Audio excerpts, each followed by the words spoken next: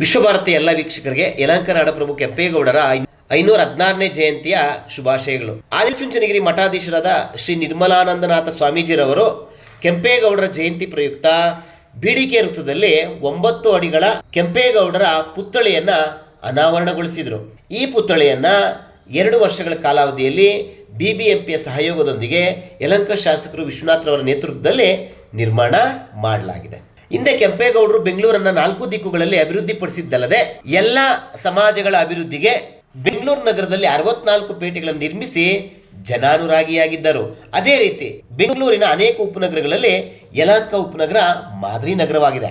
ಇದಕ್ಕೆ ಯಲಹಂಕದ ಅಭಿವೃದ್ಧಿಗೆ ಎಸ್.ಆರ್. ವಿಶ್ವನಾಥ್ರವರೇ ಕಾರಣ. ಆದ್ದರಿಂದ ಯಲಹಂಕ ವಿಶ್ವನಾಥ್ ಆಧುನಿಕ ಕೆಂಪೇಗೌಡ ಎಂದು ಆದಿಚುಂಚನಗಿರಿ ಮಠಾಧೀಶರು ತೀವ್ರ ಮೆಚ್ಚುಗೆ ವ್ಯಕ್ತಪಡಿಸಿದ್ದಾರೆ. ಇವತ್ತು ಕೆಂಪೇಗೌಡರು ಎಷ್ಟು ಬೆಳೆದಿದ್ರು ಅಂತಂದ್ರೆ ಅದಕ್ಕೆ ಪೂರಕವಾಗಿ ಇವತ್ತು ಕಾವೇರಿಗೆ ತಲಕಾವೇರಿ ಎಷ್ಟು ಶ್ರೇಷ್ಠವೋ ಅದೇ ರೀತಿ ಕೆಂಪೇಗೌಡರಿಗೆ ನಮ್ಮ ಯಲಹಂಕ ನಾಡು ಕೂಡ ಅಷ್ಟೇ ಒಂದು ಪ್ರಸಿದ್ಧವಾಗಿರ್ತಕ್ಕಂಥದ್ದು, ಶ್ರೇಷ್ಠವಾಗಿರ್ತಕ್ಕಂಥದ್ದು. ಜಗತ್ತಿಗೆಲ್ಲ ಇಂದು ಪ್ರಸಿದ್ಧವಾಗಿರ್ತಕ್ಕಂಥ ನಮ್ಮ ಬೆಂಗಳೂರನ್ನ ಕಟ್ಟಿ ಒಂದು ಆಧುನಿಕ ಕಾಲಕ್ಕೆ ಇಂದು ಪೂರಕವಾಗಿ ಬೇಕಾಗಿರ್ತಕ್ಕಂಥ ವ್ಯವಸ್ಥೆನ ಅಂದೇ ಕೆಂಪೇಗೌಡರವರು ದರ್ಶನ ಮಾತ್ರದಿಂದ ಕಂಡಂತಹವು.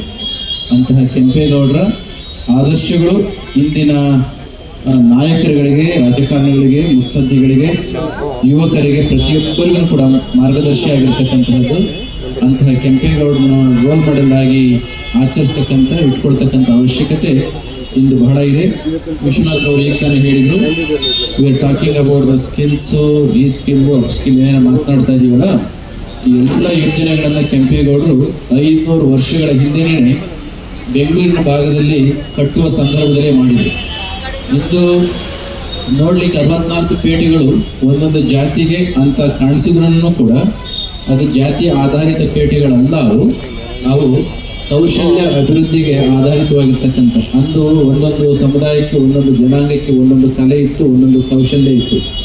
ಆ ಕೌಶಲ್ಯವನ್ನು ಉಪಯೋಗಿಸಿಕೊಂಡದ್ದಾದರೆ ಮಾತ್ರ ನಾಡು ಉದ್ಧಾರ ಆಗುತ್ತೆ ಎಂಬ ಮಾತನ್ನು ತಿಳ್ಕೊಂಡು ಬೆಸ್ಟ್ ಮಾನವ ಸಂಪನ್ಮೂಲ ಅಂತಹ ಹ್ಯೂಮನ್ ರಿಸೋರ್ಸಿಗೆ ಬೇಕಾಗಿರ್ತಕ್ಕಂಥ ಪೂರಕ ವ್ಯವಸ್ಥೆಯನ್ನು 64 ಮಾರುಕಟ್ಟೆಗಳ ಮುಖಾಂತರ ಮಾಡಿದಂಥವರು, ಅಂಥ ಪುಣ್ಯಾತ್ಮರನ್ನು ಸ್ಮರಿಸ್ತಕ್ಕಂಥ ಒಂದು ಪವಿತ್ರವಾದ ದಿನ ಇವತ್ತು. ಪ್ರಾರಂಭದಲ್ಲಿಯೇ ಕೆಂಪೇಗೌಡರು ಎಲ್ಲಿ ಜನಿಸಿದ್ರೋ, ಅವರ ವಂಶಸ್ಥರು ಎಲ್ಲಿದ್ರೋ ಅಲ್ಲಿಂದಲೇ ಕಾರ್ಯಕ್ರಮವನ್ನು ಪ್ರಾರಂಭ ಮಾಡಲಿಕ್ಕೆ ಅವಕಾಶ ಆಗೋದಕ್ಕೆ ತುಂಬ ತುಂಬ ಸಂತೋಷ ಇದೆ.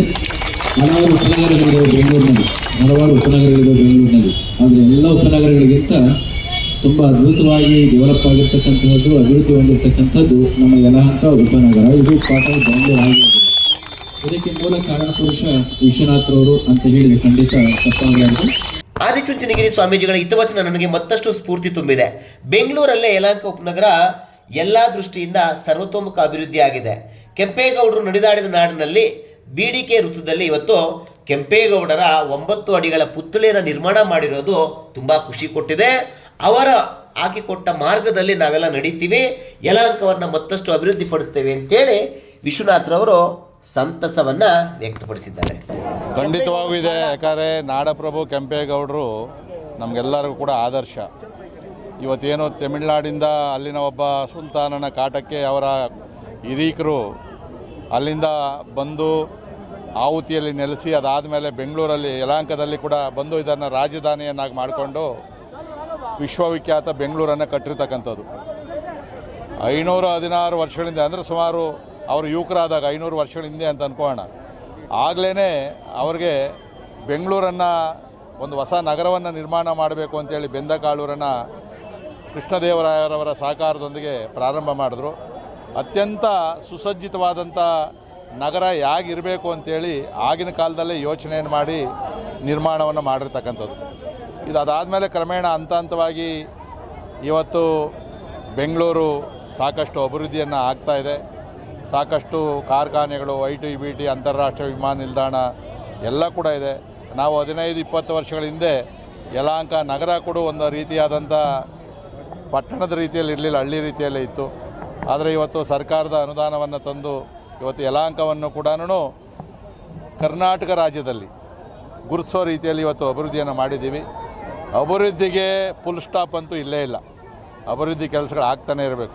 ಈಗ ತಾವು ನೋಡಿದ್ರಿ, ಈಗ ಯಲಹಂಕ ಉಪನಗರದ ಭಾಗದಲ್ಲಿ ಫ್ಲೈಓವರ್ ಮಾಡಿದ್ದೀವಿ. ಅದು ಮುಗಿದ ತಕ್ಷಣ ಯಲಹಂಕ ಓಲ್ಡ್ ಟೌನಲ್ಲಿ ಫ್ಲೈಓವರ್ ಮಾಡಬೇಕು. ಸಾಕಷ್ಟು ಇನ್ನೂ ಕೂಡ ವಿಸ್ತಾರ ಆಗ್ತಾ ಇದೆ ಕ್ಷೇತ್ರ, ನಗರ ಎಲ್ಲ ಕೂಡ. ಇವತ್ತು ಗ್ರೇಟರ್ ಬೆಂಗಳೂರು ಕೂಡ ಆಗಿದೆ. ಈ ಸಂದರ್ಭದಲ್ಲಿ ಅಭಿವೃದ್ಧಿಗೆ ಫುಲ್ ಸ್ಟಾಪ್ ಇಡೋದೇ ಇಲ್ಲ. ಇನ್ನೂ ಕೂಡ ನಮ್ಮ ತಲೆಯಲ್ಲಿ ಯಲಹಂಕ ಕ್ಷೇತ್ರದಲ್ಲಿ ಅಧಿಕಾರಿಗಳ ಸಹಕಾರದೊಂದಿಗೆ, ಸರ್ಕಾರದ ಸಹಯೋಗದೊಂದಿಗೆ ಇನ್ನೂ ಸಾಕಷ್ಟು ಅಭಿವೃದ್ಧಿ ಕೆಲಸಗಳನ್ನು ಮಾಡ್ತೀವಿ.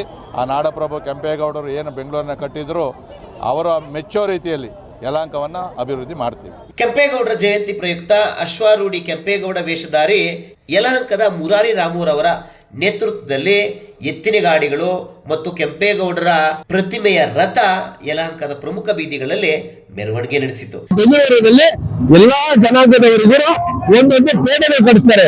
ಗಾಡಿಗರ ಪೇಟೆ, ಹಳೆ ಹತ್ತಿ ತೆಗೆಯೋರ್ಗೆ ಹಳೆ ಪೇಟೆ, ಚಿನ್ನಬೆಳ್ಳಿ ವ್ಯಾಪಾರ ಮಾಡೋರಿಗೆ ಚಿರಿವಾರ ಪೇಟೆ, ಹಾಗೆ ಹತ್ತಿಗೆ ಕಾಟನ್ ಪೇಟೆ, ಈ ತರ ಸುಮಾರು ದೊಡ್ಡ ಪೇಟೆ, ಚಿಕ್ಕ ಪೇಟೆ ಮಾಡಿ ಎಲ್ಲರಿಗೂ ಒಂದು ಅವಕಾಶ ಮಾಡಿಕೊಟ್ಟು ಈ ಯಲಹಂಕದ ಮತ್ತು ಬೆಂಗಳೂರಿನ ಸರ್ವ ಜನಾಂಗದ ಒಂದು ಶಾಂತಿಯ ತೋರಣ ಮಾಡಬೇಕು ಅಂತ ಏನ್ ಅನ್ಕೊಂಡಿದ್ರು, ಆ ಕೆಂಪೇಗೌಡರ ಒಂದು ಕನಸು ಇವತ್ತು 10 ಪಟ್ಟು ಬೆಳೆದಿದೆ.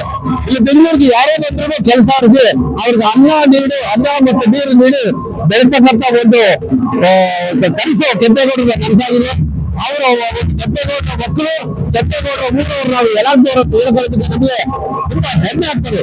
ಈ ಕಾರ್ಯಕ್ರಮದಲ್ಲಿ ಯಲಹಂಕ ಬಿಬಿಎಂಪಿ ವಲಯ ಆಯುಕ್ತರಾದ ಕರಿಗೌಡರು, ಮೊಹಮ್ಮದ್ ನಯೀಂ ರವರು, ಹಾಗೆಯೇ ಬಿಬಿಎಂಪಿ ಸಿಬ್ಬಂದಿ, ಇನ್ನು ಯಲಹಂಕ ಉಪನಗರ ಮತ್ತು ಯಲಹಂಕ ವಿಧಾನಸಭಾ ಕ್ಷೇತ್ರದ ಒಕ್ಕಲಿಗ ಸಮಾಜದ ಸಾವಿರಾರು ಜನ ಮುಖಂಡರುಗಳು, ಯಲಹಂಕದ ಬಿಜೆಪಿ ಕಾರ್ಯಕರ್ತರು ಕೆಂಪೇಗೌಡರ ಜಯಂತ್ಯೋತ್ಸವಕ್ಕೆ ಸಾಕ್ಷಿಯಾಗಿದ್ದರು. ಸಾವಿರಾರು ಜನರ ಸಮಕ್ಷಮ ನಡೆದಂತಹ ಜಯಂತಿಯ ಕಾರ್ಯಕ್ರಮ ಅತ್ಯಂತ ಅದ್ಭುತವಾಗಿ ಮೂಡಿಬಂದಿದೆ. ನೀವಿನ್ನೂ @ವಿಶ್ವಭಾರತಿ 24 ನ್ಯೂಸ್ ಚಾನಲ್ಗೆ ಸಬ್ಸ್ಕ್ರೈಬ್ ಆಗಿಲ್ಲ ಅಂದರೆ ಸಬ್ಸ್ಕ್ರೈಬ್ ಮಾಡ್ಕೊಳ್ಳಿ. ನಮ್ಮ ಕಂಟೆಂಟ್ ಇಷ್ಟ ಆದರೆ ಲೈಕ್ ಮಾಡಿ, ಶೇರ್ ಮಾಡಿ.